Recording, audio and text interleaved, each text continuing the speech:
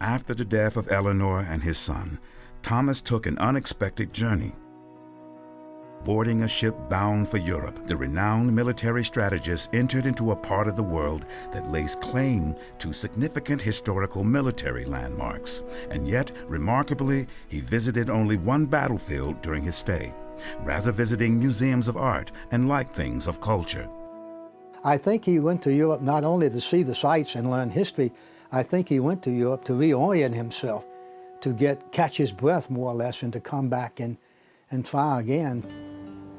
It was upon his return from Europe that he contacted an old friend and said, "Hello, hope you remember me." And this led to an acquaintance and a very quick proposal.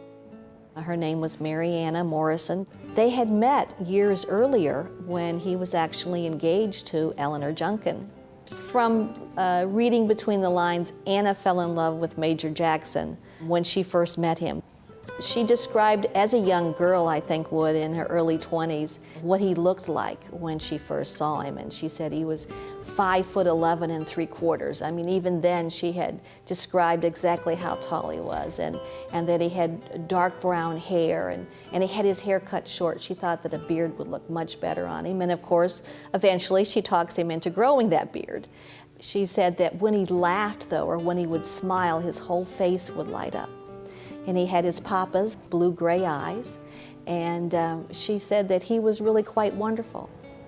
His passion was always for family. He was so loyal to his family, and the love affair with his wife is one of the most beautiful stories in all of American history. He used to play practical jokes on her all the time.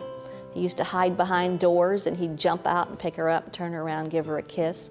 That's not exactly what we think about the strong general called Stonewall.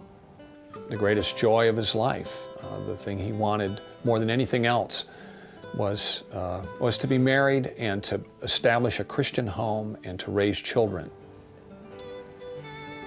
He and Anna were known to roll up the rug at nighttime and pull the shades down and dance around in the parlor. One of the things that makes a fairy tale so appealing is irony and paradox. The fact that a very ordinary person does extraordinary things. The fact that somebody who has a very unlikely background is suddenly able to rise to the occasion and then do very surprising things. That, to me, is the appeal of Thomas Stonewall Jackson.